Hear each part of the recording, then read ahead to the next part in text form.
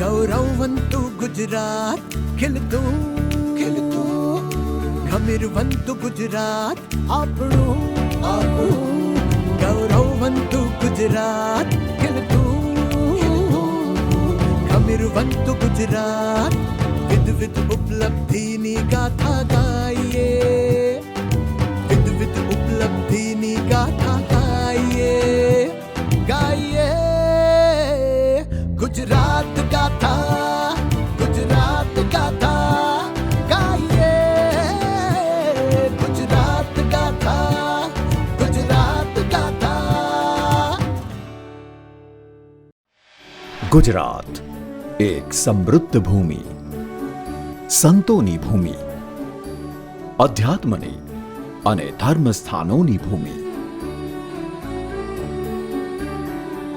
ઉત્તરમાં અંબાજી તો મધ્યમાં મહાકાળી, પશ્ચિમે સાગર કાંઠે દ્વારકામાં શ્રી કૃષ્ણ તથા સોમનાથમાં શિવજી બિરાજે છે. પ્રાચીન મંદિરો અને તીર્થ સ્થાનોની સાંસ્કૃતિક ધરોહરથી શોભતા આપણા ગુજરાત રાજ્યમાં એક એવું તીર્થ સ્થાન છે જે તેની પ્રાચીન વિરાસત, પવિત્રતા અને સ્થાપત્યની દ્રષ્ટિએ અદ્વિતીય છે. આ છે શામળાજી.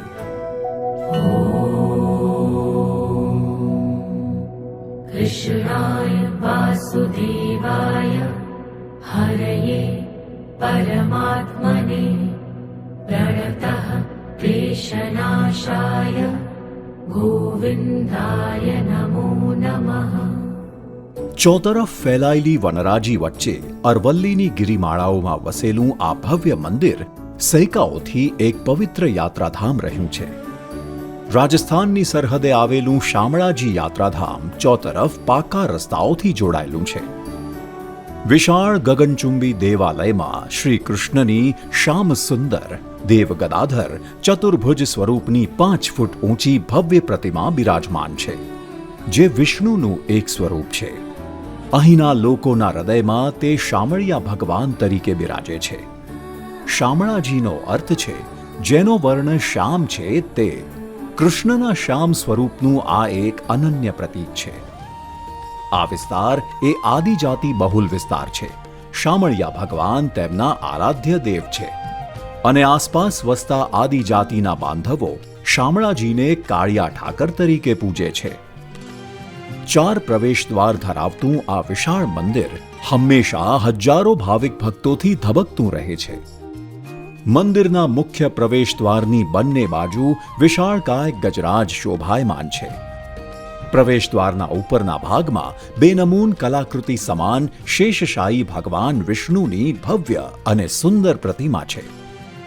મુખ્ય મંદિરના મંડપની છત 16 પાંખડીવાળા ખીલેલા કમળની રચના ધરાવતી અને વચમાં ઝુમ્મરની પેઠે લટકી રહેલી કોતરણીવાળી છે. આ મંદિરના ઇતિહાસ સાથે અનેક દંતકથાઓ જોડાયેલી છે. એક મત મુજબ એક વખત બ્રહ્માજી પૃથ્વી ઉપર સર્વશ્રેષ્ઠ તીર્થની શોધ કરતા કરતા શામળાજી આવી પહોંચ્યા અને ત્યાં રોકાઈ તેમણે તપ અને યજ્ઞ પ્રારંભ કર્યા. પરિણામે ભગવાન વિષ્ણુ શામળાજી સ્વરૂપે પ્રગટ થયા અને અહીં સ્થાપિત થયા. અન્ય એક દંતકથા મુજબ દેવોના સ્થપતિ વિશ્વકર્માએ આ મંદિરને એક રાતમાં બાંધ્યું હતું. ત્રીજી કથા મુજબ એક આદિવાસી ખેડૂતને ખેતી કરતી વખતે અહીંથી શામળાજીની મૂર્તિ મળી હતી, જે વર્ષો પહેલા આક્રમણકારોથી બચાવવા માટે જમીનમાં દાટી દેવાઈ હતી અને ત્યાં વૈષ્ણવ ભક્તો દ્વારા આ મંદિર બંધાવવામાં આવ્યું.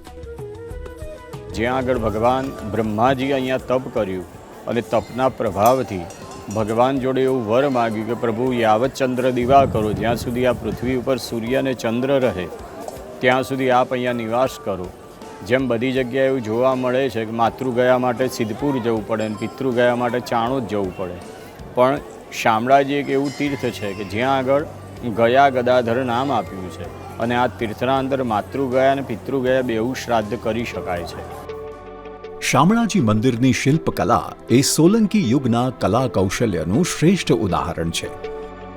અહીંના સ્તંભો, દિવાલો અને ગુંબજ પર કોતરાયેલા શિલ્પો વિવિધ ધર્મકથાઓનું વર્ણન કરે છે. ચારેકોર મંદિરની દિવાલો પર બારીક શિલ્પના કંદોર છે. પ્રથમ થરમાં સિંહથી શોભતા મેખલા અને બીજા થરમાં ગજરાજની હારમાળા છે.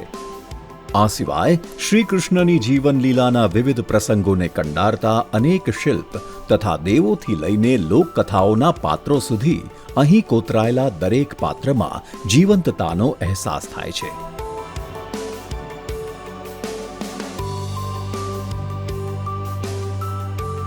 મેશ્વો નદીના કાંઠે ડુંગરોની વનલીલાથી ભરપૂર પ્રાકૃતિક સૌંદર્યતાથી ઘેરાયેલા પ્રસિદ્ધ યાત્રાધામ શામળાજીની મહિમા અનેરી છે અને તેથી જ કહેવાય છે કે ઊંચા નીચા ડુંગરા વચમાં ધોળી ધાર, ધારે બેઠો શામળિયો મારો તીરથ તારણહાર. અહીંયા અરવલ્લીના પર્વતોની હારમાળામાં એક પર્વત ત્રિશંકુના નામે ઓળખાય છે કારણ કે તેને 3 શિખરો છે. ગદાધર મહાત્મ્યમાં શામળાજીના આ ડુંગરોને ત્રિશુંગ તરીકે વર્ણવ્યા છે. અહીં જે ડુંગરો છે ડુંગરે ડુંગરે ડેરા છે અને દરેક જગ્યાએ 4 દિશાઓની અંદર 4 ભૈરવ છે, 4 ગણપતિની સ્થાપના કરવામાં આવેલી છે. શામળાજીના પરિસરમાં મુખ્ય મંદિરની સાથે જ બીજા મંદિરો પણ છે. જમણી બાજુ ત્રણેય લોકના શાસક ત્રિલોકનાથજીનું મંદિર છે. અહીં ભગવાન વિષ્ણુની 4 હસ્તીય પ્રતિમા છે. શામળાજી વિષ્ણુ મંદિરની સામે ખાખ ચોક છે. આ ખાખ ચોકમાં બીજા મંદિરો પણ છે. એક મંદિરમાં શ્રી ગિરધરીલાલજી અને બીજા મંદિરમાં લક્ષ્મીજીની પ્રતિમાઓ છે, જ્યાં ભાવિક ભક્તો દર્શન કરીને ધન્યતા અનુભવે છે. શામળિયા ભગવાનનું નામ ભક્ત કવિ નરસિંહ મહેતા દ્વારા ખૂબ જાણીતું થયું છે. તેમના દ્વારા રચાયેલું પદ મારી હુંડી સ્વીકારો મહારાજ રે શામળા ગિરધારી આજે સદીઓ પછી પણ અહીં ગુંજે છે. મારે હુંડી સ્વીકારો મહારાજ રે શામળા ગિરધારી. હે મારી હુંડી સ્વીકારો મહારાજ રે શામળા ગિરધારી. મારી હુંડી શામળિયાને હાથ રે શામળા ગિરધારી.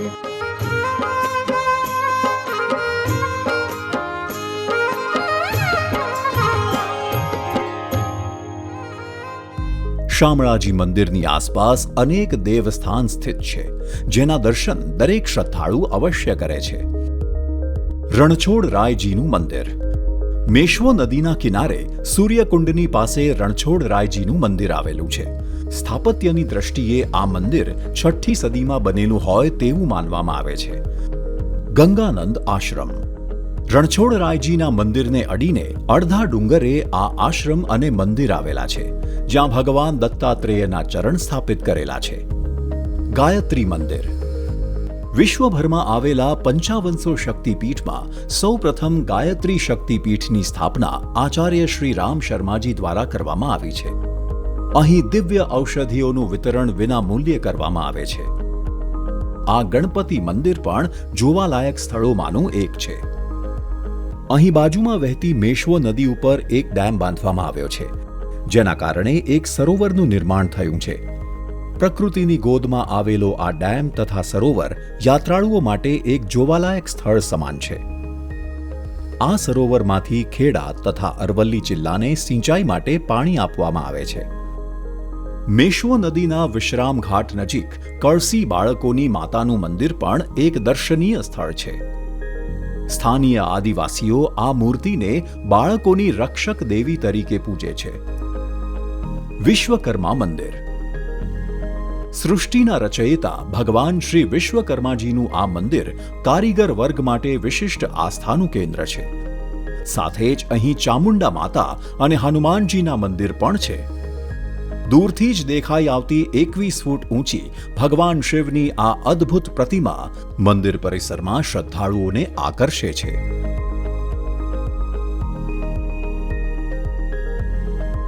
મંદિરની પાસે એક મ્યુઝિયમ પણ છે. ઇતિહાસમાં રસ ધરાવતા લોકો આ સ્થાનની અચૂક મુલાકાત લે છે. આ સંગ્રહાલયમાં શામળાજીના આસપાસના વિસ્તારની લોકકલા અને લોક સંસ્કૃતિની એક સુંદર ઝાંખી જોવા મળે છે. પ્રાચીન વસ્ત્રો, આભૂષણ અને કલાકૃતિઓનું અહીંયા નિદર્શન કરવામાં આવ્યું છે. સાથે જ પ્રાચીન કાળમાં વપરાતા શસ્ત્રો, અનાજ સાચવવાની કોઠી અને તે સમયની અનેક દુર્લભ વસ્તુઓનો સંગ્રહ અહીં જોવા મળે છે. આ ઉપરાંત જૈન ધર્મના તીર્થંકરોની અતિ પ્રાચીન એવી અલભ્ય મૂર્તિઓ પણ અહીં સચવાયેલી છે.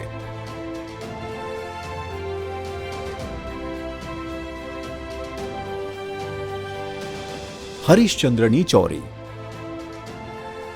દંતકથા પ્રમાણે અયોધ્યાના રાજા હરિશ્ચંદ્રએ પુત્ર પ્રાપ્તિ માટે અહીં રાજસૂય યજ્ઞ કરાવ્યો હતો. તેથી આ સ્થાન હરિશ્ચંદ્રની ચોરી તરીકે ઓળખાય છે. આ મંદિર પ્રતિમા વગરનું છે. મંદિરના ચોકમાં આવેલું પ્રાચીન તોરણ મંદિરની શોભામાં વધારો કરે છે. ભારત સરકારના પુરાતત્વ વિભાગ તરફથી આને રક્ષિત ઇમારત તરીકે જાહેર કરવામાં આવી છે. પ્રણામી મંદિર. આ મંદિર આરસના પથ્થરથી બનેલું છે. અહીં કોઈ મૂર્તિની પૂજા થતી નથી, પરંતુ બ્રહ્મ વિદ્યા પૂજાય છે. પ્રણામી સંપ્રદાયના ગુજરાતમાં આવેલા 4 મંદિરોમાંનું આ એક ભવ્ય મંદિર છે.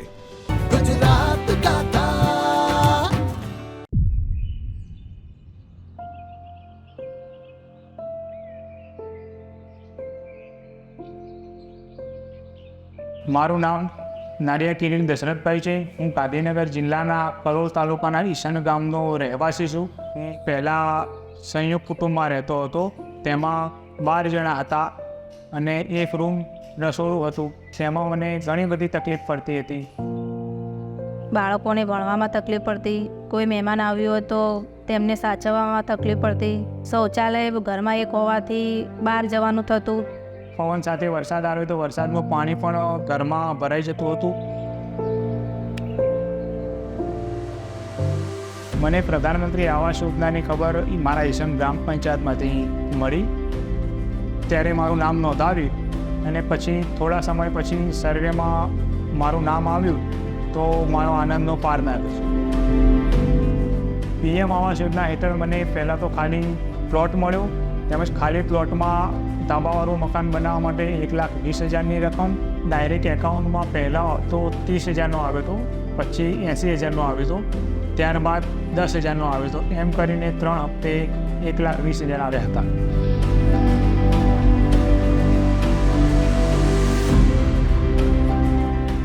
સપનામાં પણ નહોતું વિચાર્યું કે અમે પોતાનું ઘરનું ઘર લઈ શકશું. ટોયલેટ ઘરમાં થઈ ગયું હોવાથી બહાર જવાનું થતું નથી. નવા ઘરમાં આવ્યા પછી હું મારું સિલાઈ મશીનનું કામ છૂટથી કરી શકું છું. ત્યારે અમે ખુશીથી રહીએ છીએ. અમારા બાળકોને ભણવામાં પણ તકલીફ નથી પડતી. આ તમામ સગવડો આપવા માટે હું સરકારશ્રીનો આભાર માનું છું.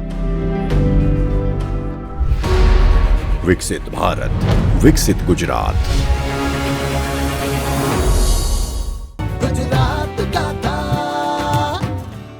શામળાજી.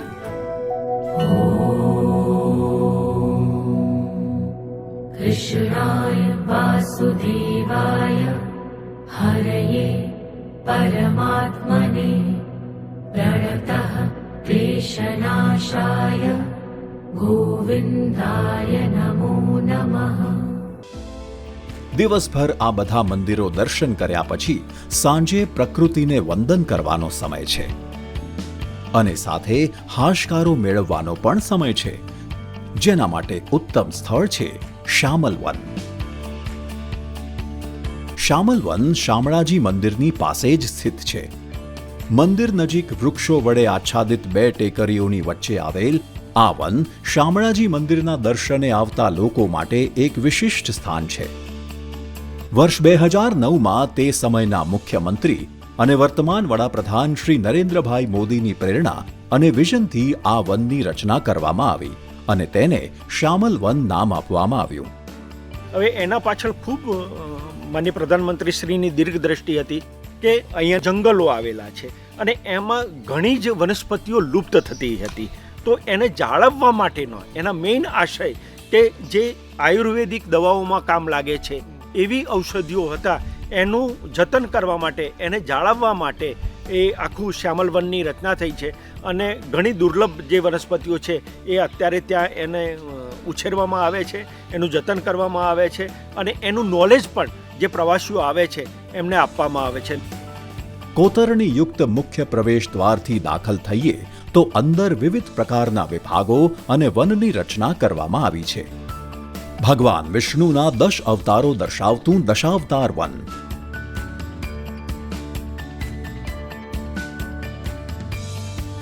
નક્ષત્ર અનુસાર વૃક્ષ અને વનસ્પતિની મહિમા સાથેનું નક્ષત્ર વન,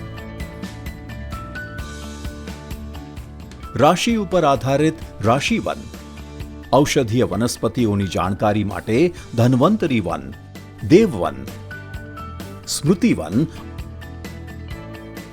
અને ગ્રહ વાટિકા જોવા મળે છે. આપણા પૌરાણિક ગ્રંથોમાં દરેક ગ્રહ, નક્ષત્ર અને રાશિ અનુસાર દરેકના એક આરાધ્ય દેવ નક્કી કરવામાં આવ્યા છે. તેને અનુરૂપ અહીં વિવિધ રોપાઓનું વાવેતર કરવામાં આવ્યું છે.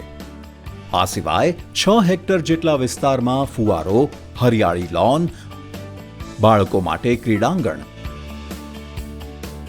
વન કુટીર, આધુનિક નર્સરી અને વૃક્ષ સંગ્રહાલયનું પણ મુલાકાતીઓ માટે અનેરું આકર્ષણ છે.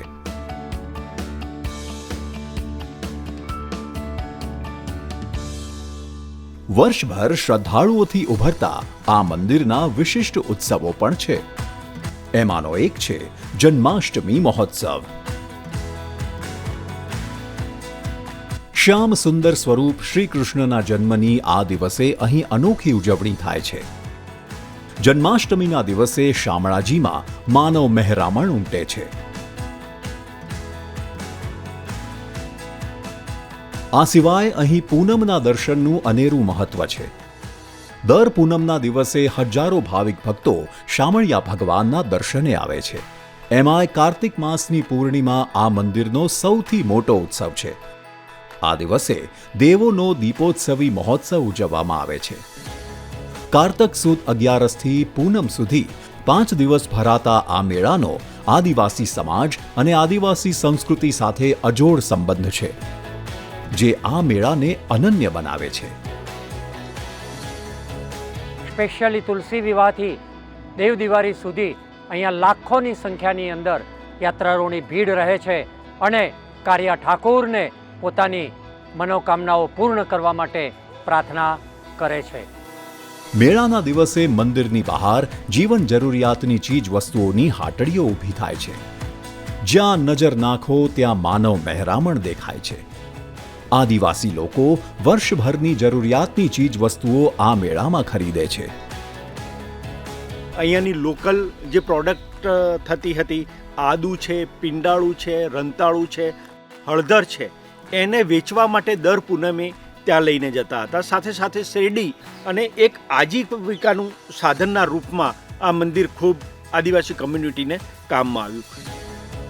એક અંદાજ પ્રમાણે 4 થી 5 લાખ લોકો આ દિવસે મેળામાં મહાલવા આવે છે.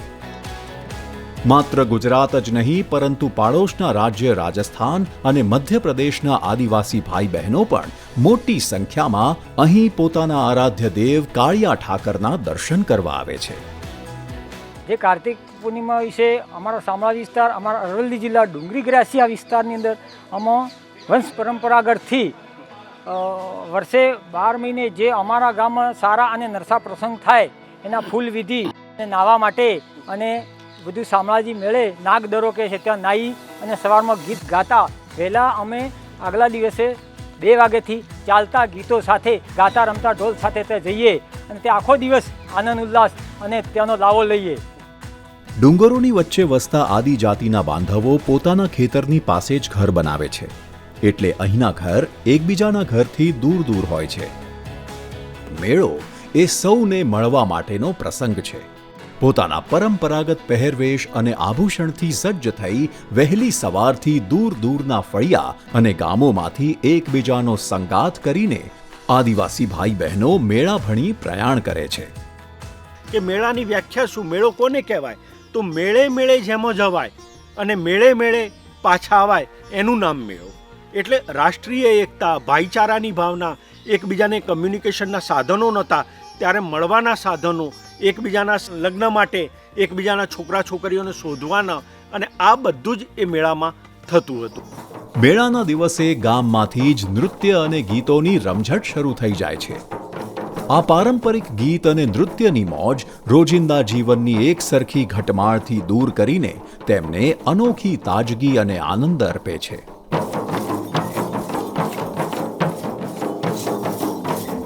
આદિવાસી સમાજમાં મેળાની સાથે નાગધરાના કુંડનું અનોખું મહાત્મ્ય છે. આ સમાજમાં એવી માન્યતા છે કે અહીં પૂનમનું સ્નાન કરવાથી વળગણની અસરથી મુક્તિ મળે છે, અને આ મુક્તિના પ્રતીક રૂપે સ્નાન પછી અહીં જ વસ્ત્રો છોડી જાય છે. રાજસ્થાન અને ગુજરાતના લગભગ મોટાભાગના જિલ્લાઓ અહીંયા કાર્તિક પૂર્ણિમાનું સ્નાન કરવા આવે છે, અને ખાસ કરીને ટ્રાઇબલ આદિવાસી ભાઈઓ બહેનો અહીંયા આ નાગધરા કુંડનું જેટલું ગંગા સ્નાનનું મહત્ત્વ છે એટલું નાગધરા કુંડમાં સ્નાન કરવાનું મહત્ત્વ છે. આ મેળાના સંદર્ભે એક લોકગીત ખૂબ જ પ્રખ્યાત છે. શામળાજીને મેળે રણઝણિયું રે પેજણિયું વાગે, શામળાજીને મેળે રણઝણિયું રે પેજણિયું વાગે, હલને ગોરી રમીએ રણઝણિયું રે પેજણિયું વાગે, હલને ગોરી રમીએ રણઝણિયું રે પેજણિયું વાગે. અગાઉના સમયમાં આ મેળો યુવક યુવતીઓ પોતાના ગમતા પાત્રને પસંદ કરવા કે મનમાં માનેલા જીવન સાથીને મળવા માટેના સ્થાન પૂરું પાડતો. મેળામાં જો લગ્ન ગોઠવાઈ જાય તો લગ્ન પ્રસંગના ખાસ ગીતો પણ ગવાતા. તેમાંનું એક જાણીતું ગીત છે મોડિયું.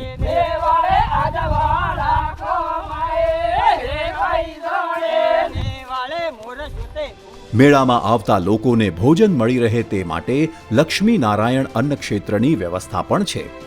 1977થી આ અન્ન ક્ષેત્ર દરરોજ જરૂરિયાતમંદ તથા શ્રદ્ધાળુઓને નિઃશુલ્ક ભોજનની સેવા આપે છે. કાર્તિક પૂનમના દિવસે હજારોની સંખ્યામાં યાત્રિકો આ સેવાનો લાભ લે છે. સાંજ પડતા જ ધીરે ધીરે મેળો વિખરાવા લાગે છે.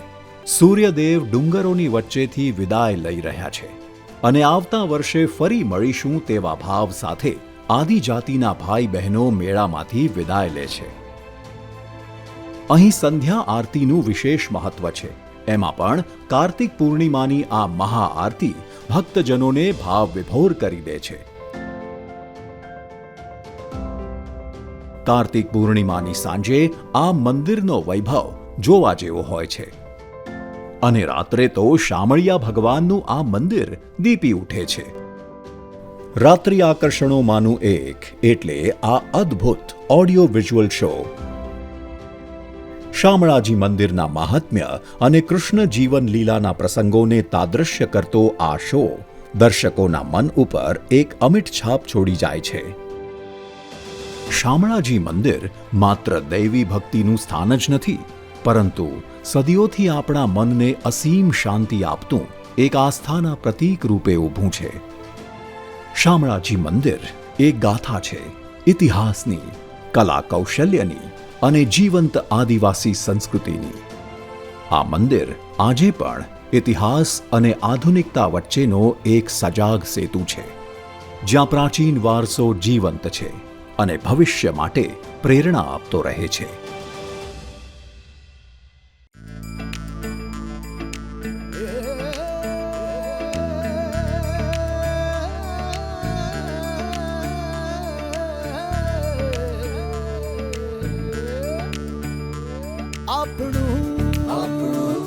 ગૌરવવંતુ ગુજરાત ખીલતું ખીલતું, ગમીરવંતુ ગુજરાત આપણું આપણું.